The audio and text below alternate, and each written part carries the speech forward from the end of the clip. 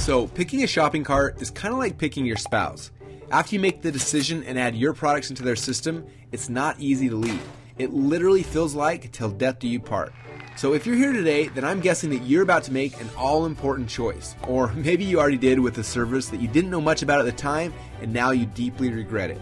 After all, it's a commitment that could last a lifetime.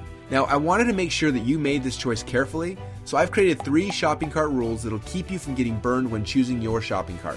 Rule number 1, never use a shopping cart that claims to be a jack of all trades. They paint a pretty picture of having all of your business running out of one system.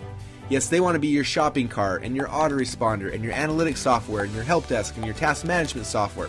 Plus, they want to build your websites, interact with your customers, keep you motivated, plan your day, cook your breakfast, pick your kids' names, and the list goes on and on and on.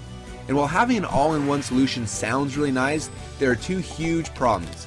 First, a jack of all trades is a master of none. Yes, they're good at a lot of things, but they aren't great at anything. And as we all know, good is the enemy of great. And second, while having 1,000 systems